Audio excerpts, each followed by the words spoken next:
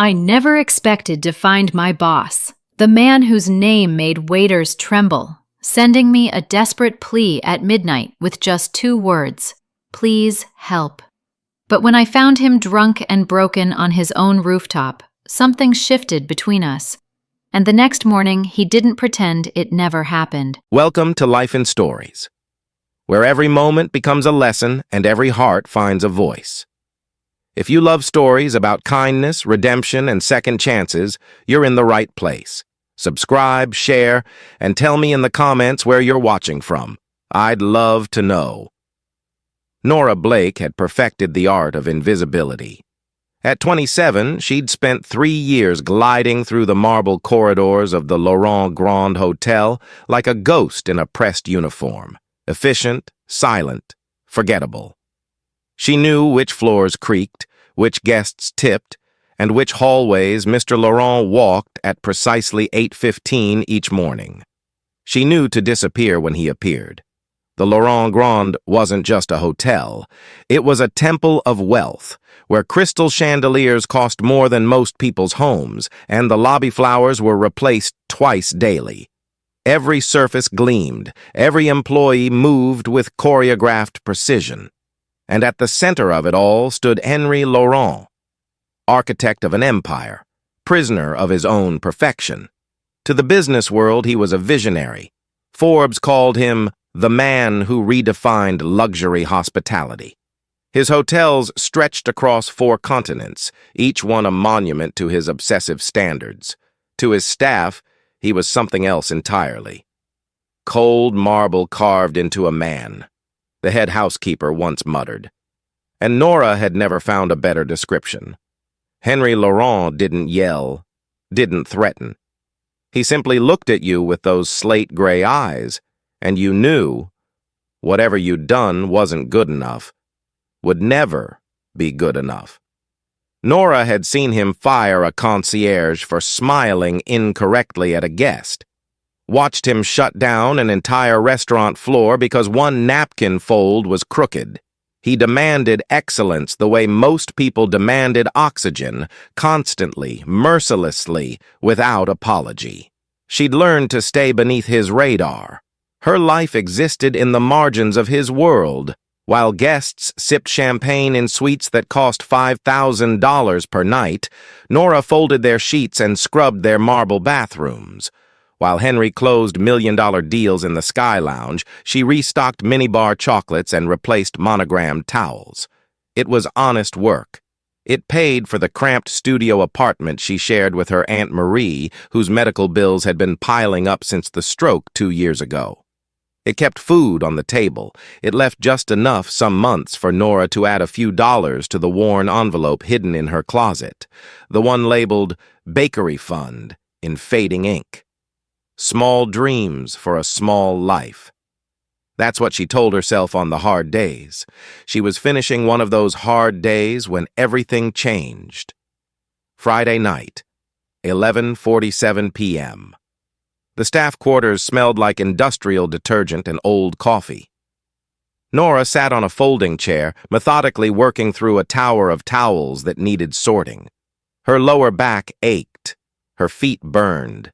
In 13 minutes, she could clock out, take the bus home, and collapse. Her phone buzzed against the metal table. She almost ignored it. Night shift texts were usually someone asking to swap schedules or complaining about difficult guests. But something made her glance at the screen. Unknown number. The message was brief, unsettling. Please, help me. Below it, a location pin. Sky Lounge, 20th floor, and at the bottom, 2 initials that made her breath catch. HL. Nora stared at the screen, her mind racing through possibilities. A prank by one of the other maids? A mistake? Some guest using his name for attention? Henry Laurent didn't ask for help. Henry Laurent didn't say please. Henry Laurent certainly didn't text the cleaning staff at midnight. She should delete it. Pretend she never saw it. Whatever this was, it wasn't her problem. But that word, please, sat in her chest like a stone. She grabbed her coat. The service elevator climbed with agonizing slowness, each floor marked by a soft chime that echoed in the silence. Nora's reflection stared back at her from the polished steel doors, dark circles under brown eyes, hair escaping from its practical bun, the deep navy uniform that marked her as staff, not guest. What was she doing? The Sky Lounge was Henry Laurent's domain, the place where he entertained investors, closed deals, surveyed his kingdom through floor-to-ceiling windows. No one from housekeeping went there unless specifically summoned, and even then, only during approved hours. The elevator doors opened. The lounge stretched before her, all dark wood and leather, floor-to-ceiling windows revealing the glittering cityscape beyond. Rain streaked the glass. The bar was unmanned, bottles gleaming in the dim light, and in the corner booth, slumped like a broken monument, sat Henry Laurent. His black suit was soaked through, whether from rain or spilled liquor she couldn't tell. His tie hung loose around his neck. An overturned whiskey bottle leaked amber liquid across the table. He looked up as she approached, and for the first time in 3 years, his eyes actually saw her. "You came," he said, his voice rough. "Didn't think anyone would." Nora stopped a few feet away, her training screaming at her to maintain distance, to call security, to handle this properly. But nothing about this moment was proper. "Mr. Laurent," she said carefully, "you shouldn't be up here alone." A hollow laugh escaped him. "Alone's all I have." He tried to stand and nearly collapsed. Instinct overrode caution. Nora lunged forward, catching him before he hit the floor. For a moment, the weight of him pressed against her shoulder, and she felt how completely human he was. How breakable. "Easy," she murmured. "I've got you." His eyes focused on her face with unexpected clarity. "Why?" The single word carried genuine confusion. "Why help me?" Because despite everything, despite his coldness and his impossible standards and the 1,000 ways he'd made her feel invisible, he'd said, "Please." Because somewhere beneath the marble exterior lived a man in pain. "Because someone should," Nora said quietly. She maneuvered him toward the service elevator, keeping him upright through sheer determination. He moved like a man underwater, cooperating but barely conscious. As they descended, she texted security that the Sky Lounge was clear for the night, using his phone that she'd pocketed from the table. No cameras, no witnesses, no gossip that could destroy him by morning. In the staff pantry on the 3rd floor, she settled him into a chair and found the first aid kit. His right hand had a cut across the palm, probably from the broken glass scattered around his booth. "This might sting," she warned, cleaning the wound with careful efficiency.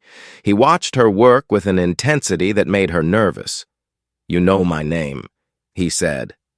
Not a question. "Everyone knows your name, sir." "What's yours?"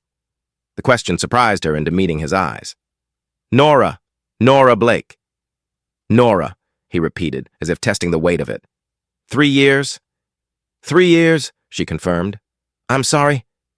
She paused mid-bandage. "For what?" "For never asking sooner."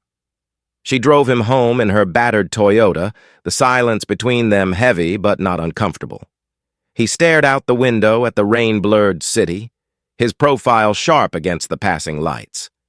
His building was all glass and steel, the kind of place with a doorman who looked at her car like it might contaminate the curb.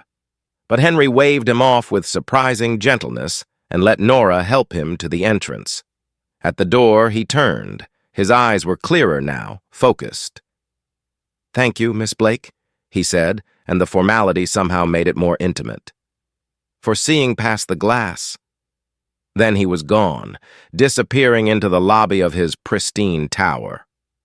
Nora drove home through empty streets, her hand still shaking slightly on the wheel. She parked in her usual spot, climbed 3 flights to her cramped apartment, and checked on Aunt Marie sleeping peacefully in the bedroom. In the bathroom mirror, she looked the same, but something felt different. "He'll forget by morning," she whispered to her reflection. Men like that always do. Across the city, Henry Laurent stood in his penthouse shower, letting scalding water wash away the whiskey and shame.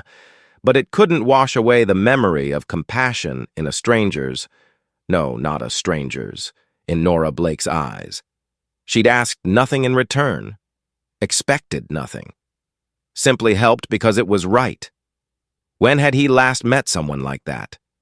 He dried off, dressed in clean clothes, and stood at the window overlooking the city he'd conquered. Somewhere out there, Nora Blake was probably asleep, already dismissing tonight as an aberration. She was wrong. Henry Laurent built his empire on never forgetting details, and he wouldn't forget this. Nora woke to 17 missed texts in the staff group chat.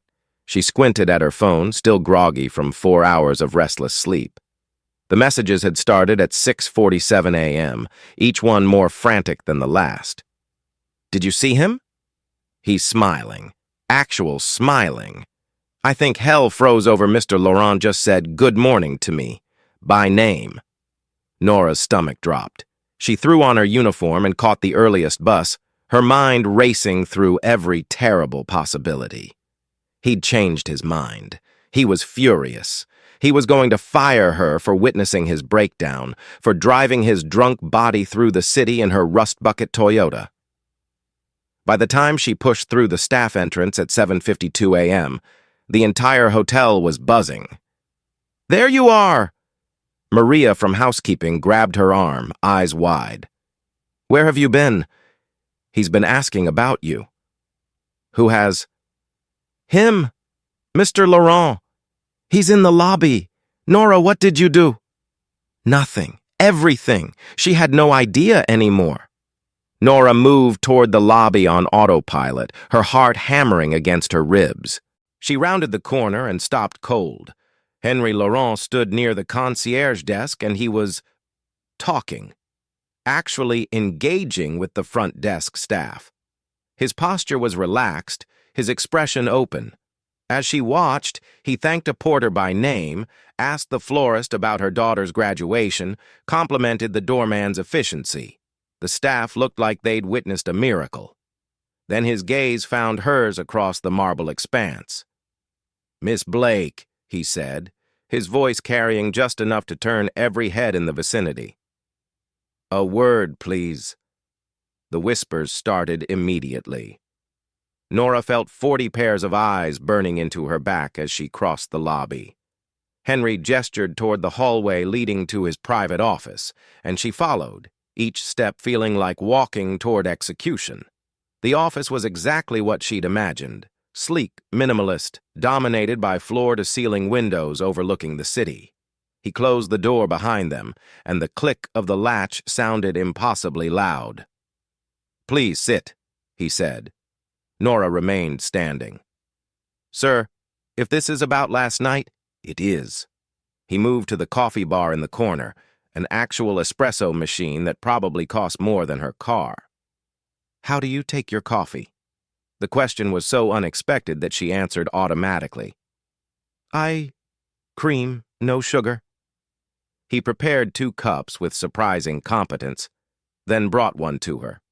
Their fingers brushed as she accepted it, and she noticed his hand was steady this morning. The cut she'd bandaged was covered with a fresh dressing. "Thank you," she said quietly, still standing. Henry settled into the chair behind his desk but didn't adopt his usual commanding posture. Instead, he leaned back, studying her with those slate-gray eyes that seemed to actually see her now. "You didn't tell anyone," he said. Not a question. "No, sir." "You avoided the cameras." "Used my phone to clear security. Made sure no one saw me leave." "It seemed necessary." "It was." He paused, turning his coffee cup in his hands. "Which means only you know what happened last night.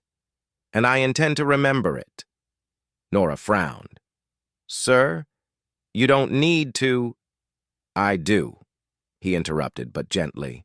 "You could have ignored my message. You could have called security, let them handle it, let the photos leak, let my reputation crumble. Instead, you protected me. Why? Because he'd said please. Because beneath the ice, she'd seen someone drowning. Because her Aunt Marie had always taught her that kindness didn't require permission. Because it was the right thing to do, she said simply. Henry's expression shifted, something vulnerable passing across his features before he composed himself. The right thing, he echoed. When was the last time someone did the right thing for me without wanting something in return? He set down his cup and stood, moving to the window. Rain from last night still streaked the glass. Last night, a food critic published a scathing review, he said, his voice quieter now. Tore apart Chez Marie, a restaurant my mother founded 30 years ago. Called it dated, sentimental, not worth saving. I told the board to let it close, to liquidate the property and build something modern in its place. Nora said nothing, sensing he needed to continue. I convinced myself I was being practical, strategic. But the truth is, I was defending my ego, not her legacy. I built this empire trying to prove I was more than Marie Laurent's son, and somewhere along the way, I forgot why she started any of this. He turned to face her. She wanted to create spaces where people felt welcomed, where they mattered. I've spent years creating spaces where people feel afraid. The confession hung between them, raw and honest. You saw the man behind the glass last night, Henry continued. The one I've spent a decade hiding. The one who drinks alone on rooftops because he's terrified of being seen as weak, as human. His jaw tightened.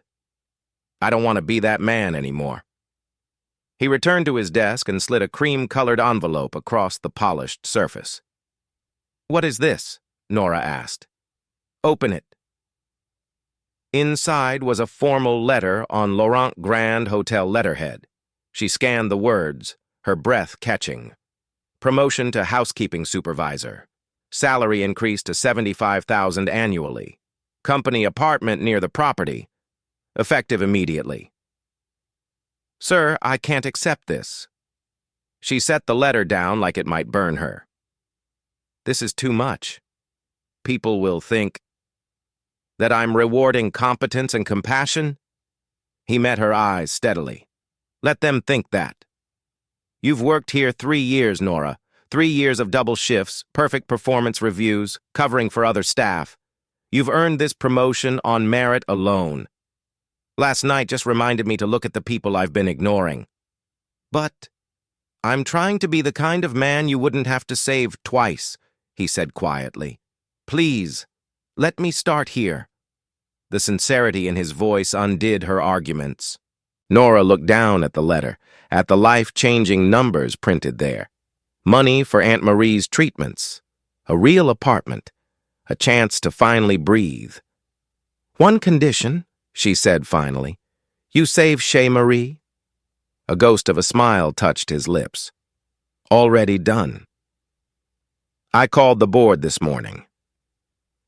Over the following weeks, something shifted in the Laurent Grand Hotel. Henry Laurent started appearing in places the old Henry never went. The laundry room, the staff cafeteria, the loading dock where deliveries arrived at dawn. He asked questions, learned names, actually listened when people spoke. The transformation was subtle at first. A thank you here. A genuine smile there. But gradually the marble fortress began to warm. Nora watched it all with cautious skepticism. She'd seen powerful people make promises before, watched them slip back into old patterns when the guilt wore off. But Henry didn't slip. He showed up.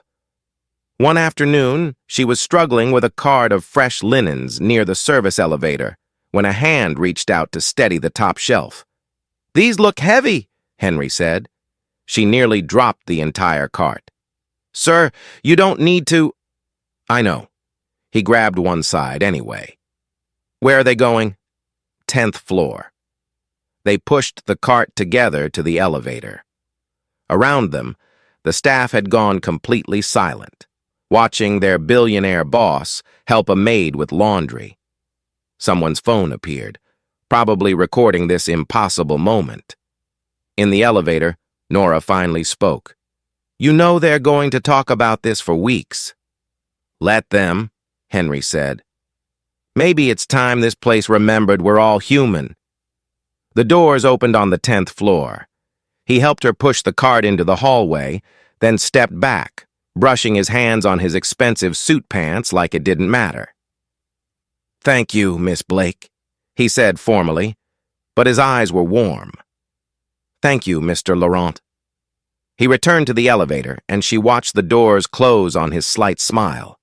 Behind her, two maids stood frozen in the hallway, mouths open. "Did that just happen?" one whispered. Nora didn't answer. She couldn't explain it herself. That evening, Henry stood at his office window, watching the city lights flicker to life. Below, he could see Nora leaving through the staff entrance, her coat pulled tight against the autumn wind. She moved through the world with quiet dignity, expecting nothing, giving everything. In 3 years, he'd never truly seen her, never bothered to look. How many others had he missed? How many genuine people had he walked past in his obsession with perfection? His phone buzzed, his mother's best friend, calling about Chez Marie's reopening plans. He answered with real enthusiasm, already imagining ways to honor the woman who taught him that hospitality meant heart, not just luxury. But as he talked, his eyes drifted back to the street, to the woman who'd saved him without asking for anything in return.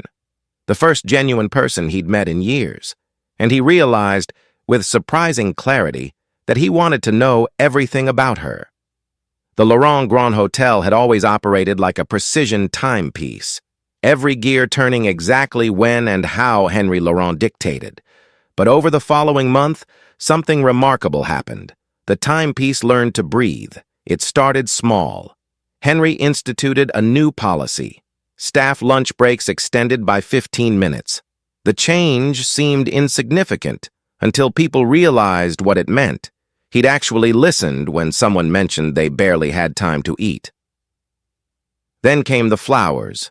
One morning, the lobby's usual stark white orchids were replaced with wildflowers, daisies, sunflowers, cheerful bursts of color that made guests smile instead of simply admire. When the head florist questioned the change, Henry had simply said, "Someone reminded me that beauty doesn't have to be intimidating." Nora knew he meant her. She'd mentioned once, in passing, how her aunt's favorite flowers were the simple ones that grew wild, not the expensive imports that required special care. He'd remembered. The music changed too. The lobby's usual classical repertoire, precise, formal, cold, gave way to softer jazz, something with warmth. The front desk staff started humming along during their shifts. "It's like working in a completely different hotel," Maria whispered to Nora one afternoon. "But we never moved buildings." Nora watched Henry cross the lobby, stopping to ask the doorman about his son's soccer game. The doorman nearly dropped his clipboard in shock, but recovered enough to share that his son had scored the winning goal. Henry smiled, actually smiled. "Congratulations. You must be proud." The doorman stared after him, bewildered. "Did he just care?" "I think so," Nora murmured. The shifts were subtle but accumulating. Henry started taking lunch in the staff cafeteria twice a week, sitting with different departments, asking about their lives beyond these walls. The first time, everyone had been too terrified to eat. By the 3rd week, they were actually talking. He revised the performance review system to include employee feedback about management, raised starting wages, created a scholarship fund for staff children pursuing hospitality degrees. And somehow, in the middle of all this transformation, he always seemed to find time to talk to Nora. Not long conversations. Nothing that would fuel gossip. Just moments stolen between meetings, in hallways, near the service elevators where supervisors rarely wandered. "How's your aunt?" he asked one afternoon, catching her near the linen closet. "Stable. The new medication is helping." She didn't ask how he knew about Aunt Marie's condition. Somehow he'd made it his business to know. Good. He paused as if weighing his next words carefully. And your bakery fund? Any progress? Nora blinked. She'd mentioned her dream exactly once, 6 weeks ago, in his office. Slowly. It's a long road. The best roads usually are. His eyes held hers for a moment longer than necessary. You have patience most people can't afford, Miss Blake. When you're ready to take that step, you'll make it work. The confidence in his voice wrapped around her like warmth. He believed in her dream more than she sometimes believed in it herself. Thank you, she said softly. He nodded and walked away, but she felt the weight of his belief long after he'd disappeared around the corner. The changes weren't just in policy or decor. The entire atmosphere of the Laurent Grand had shifted, like someone had opened windows in a house that had been sealed too long. Henry's office reflected the transformation most starkly. Where once heavy curtains had blocked most of the natural light, now floor-to-ceiling windows stood bare, flooding the space with daylight. The severe black furniture had been replaced with warmer wood tones. A small coffee station held multiple types of tea, including chamomile, which Nora had mentioned she preferred. She noticed these things during their occasional meetings about housekeeping operations. Noticed, too, how he always made sure there was a comfortable chair for her. How he asked her opinion on hotel matters and actually implemented her suggestions. The staff trusts you, he said during one such meeting. They tell you things they'd never tell me. That makes you invaluable. They're just not used to management listening, Nora replied. I'm trying to change that. His gaze held something she couldn't quite name. Not romantic. They both maintained careful professional distance, but something deeper. Respect, understanding, recognition. Two people who'd saved each other in different ways. The staff noticed, of course. How could they not? The whispers started gently. She's the one who changed him. Whatever she did that night worked a miracle. The marble man finally found his heart. Nora tried to ignore them, tried to focus on her work, on her aunt, on the small pleasures of her improved life. She had her own apartment now, closer to the hotel. Aunt Marie had better care. The bakery fund was actually growing. She should have known it couldn't last. The photograph appeared on a Thursday morning. Nora was checking her phone during break when Maria burst into the staff room, her face pale. Nora! You need to see this. The tabloid website blazed across the screen. Mysterious woman saves drunk billionaire. Who is Henry Laurent's secret companion? Below the headline, a grainy photo showed Nora helping Henry into her car that rainy night 2 months ago. The angle made it look intimate, scandalous. Her stomach turned to ice. By lunch, it had spread everywhere, entertainment sites, social media. The hotel's own online reviews suddenly filled with speculation. The staff group chat exploded with questions she couldn't answer. Is it true? Are you two? How long has this been going on? Nora locked herself in a bathroom stall, her hands shaking as she read comment after comment, dissecting her life, her character, her intentions. Gold digger, social climber, opportunist. They didn't know her. Didn't know she'd simply helped someone in pain. Didn't care about the truth. By evening, she'd made her decision. She drafted the resignation letter on her phone, tears blurring the screen. It was better this way. Better to leave before the scandal destroyed everything Henry had been building. Better to disappear before she became the story that overshadowed all the good he'd accomplished. She would submit it tomorrow morning. Quietly, professionally, end this before it ended her. She didn't get the chance. At 6:47 a.m., before her shift officially started, Henry appeared outside the staff entrance. He looked like he hadn't slept, tie slightly askew, jaw tight with tension. Miss Blake, my office. Now. The walk through the hotel felt like a funeral march. Staff members stared, whispered. Some looked sympathetic, others accusatory. He just put his reputation on the line for you, someone whispered behind her. She knew. God, she knew. The text came at 6:47 p.m. Sky Lounge, please. This time, there was no hesitation. Nora took the elevator up 20 floors, her heart pounding for entirely different reasons than the first time. The lounge was empty except for one figure standing at the floor-to-ceiling windows, silhouetted against the evening skyline. The city stretched below them, lights beginning to twinkle in the dusk. Henry turned when he heard her footsteps. "You didn't have to do that," Nora said softly, stopping a few feet away. "I did." He gestured to the same corner booth where she'd found him broken 2 months ago. "This is where it started." Seemed appropriate to come back here. They sat across from each other, the space between them charged with everything unsaid. "I meant every word," Henry said. "You saved me that night, Nora. Not just from the alcohol or the photographers, from myself." "You saved yourself," she countered. "I just held the door open." A slight smile touched his lips. "Maybe. But I'd been locked inside for so long, I'd forgotten doors could open." He paused, his expression growing more serious. "You asked me once why I was drinking alone. The truth is, I'd convinced myself that loneliness was the price of success. That isolation kept me sharp, strong. And now I realize I was just afraid." His eyes met hers, vulnerable in a way she'd never seen.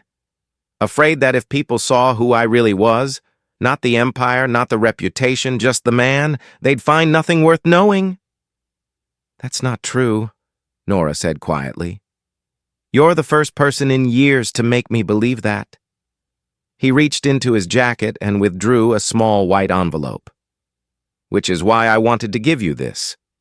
Before you argue, before you refuse, just look." She opened it with careful fingers. Inside was a lease agreement for a commercial property on Lexington Avenue, 3 blocks from the Laurent Grand. The address was familiar. She passed it every day on her way to work. A corner space with big windows and exposed brick, currently vacant, with a "for lease" sign that had been there for months. The lease was in her name. Paid in full for 2 years. "I don't understand," she whispered. "Your bakery," Henry said simply. "You told me once that you dreamed of owning a small cafe. Somewhere warm, somewhere people felt welcome." He leaned forward slightly. "I'm not giving you charity, Nora. I'm making an investment in someone who has more integrity in her smallest gesture than I've managed to accumulate in 40 years. Henry, this is—" Her voice broke. "Why?" "Why me?" The question hung between them, heavy with meaning beyond real estate and business investments. "Because you saw the man behind the glass," he said softly. "Because when I had nothing to offer you, no power, no money, no reason for you to care, you helped me anyway. You showed me what I'd become and gave me a chance to be better." He stood and moved to the window, looking out at the city they both inhabited in such different ways.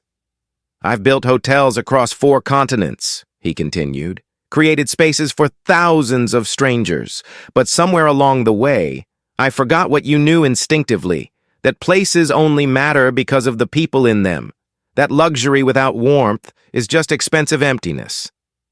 Nora joined him at the window, the lease still clutched in her hands. "You once told me that everyone deserves a second chance," Henry said, turning to face her. "You gave me mine. Let me return the favor." The space between them felt charged with possibility. Not romance, not yet, perhaps not ever in the way tabloids would imagine, but something deeper, understanding, mutual recognition. 2 people who'd saved each other in the ways that mattered most. "I don't know what to say," Nora admitted. "Say you'll take the chance." His smile was gentle, genuine. "Build your cafe. Make it everything you've dreamed, and maybe—" He paused, something almost shy crossing his features. Maybe I can visit sometimes. For coffee. And to remember. Remember what? That the best investment I ever made wasn't a hotel, he said quietly. It was listening to someone who saw me as human. Nora looked down at the lease, at the address that could change her entire life, then back at the man who'd somehow become her friend in the strangest of circumstances. Black coffee, 1 sugar, she said finally. His expression brightened with understanding. You remember my order? I pay attention too, Mr. Laurent. Henry, he corrected gently. After everything, I think you've earned the right to use my name. Henry, she repeated, testing the weight of it. Thank you. For this. For everything. Thank you for not giving up on me when I'd given up on myself. 6 months later, Blake's Corner Cafe opened on a crisp April morning, its windows filled with fresh flowers and the scent of cinnamon rolls wafting onto the sidewalk. Nora stood behind the counter, wearing a flour-dusted apron and the kind of smile that came from living your dream instead of just saving for it. The space was exactly what she'd imagined. Warm wood, mismatched chairs, a chalkboard menu written in her own handwriting. The door chimed at 7:02 a.m. Henry Laurent walked in, impeccably dressed as always, but with an ease in his posture that hadn't existed 6 months ago. Around the cafe, a few early customers recognized him and whispered, but he ignored them, approaching the counter with a familiar smile. Good morning, Miss Blake. Good morning, Henry. The usual? Please. She prepared his coffee with practiced efficiency, black, 1 sugar, and he settled into the corner table by the window, pulling out his tablet to review the morning's business reports. But every few minutes, his gaze would drift up, watching Nora interact with customers, seeing her laugh with regulars, witnessing her dream becoming reality. At the Laurent Grand 3 blocks away, the housekeeping staff still told the story in hushed, reverent tones. The maid who changed the billionaire, the night that transformed everything. It had become legend, mythology, proof that kindness could move mountains. But here, in this small cafe with mismatched chairs and fresh flowers, the truth was simpler. 2 people had saved each other. One night had opened doors neither knew existed, and in helping each other become better versions of themselves, they'd created something neither expected, a friendship built on seeing past surfaces to the struggling, hopeful humans underneath. Henry finished his coffee and stood to leave, pausing at the counter. Same time tomorrow? Nora asked. Wouldn't miss it. As he walked toward the door, she called after him.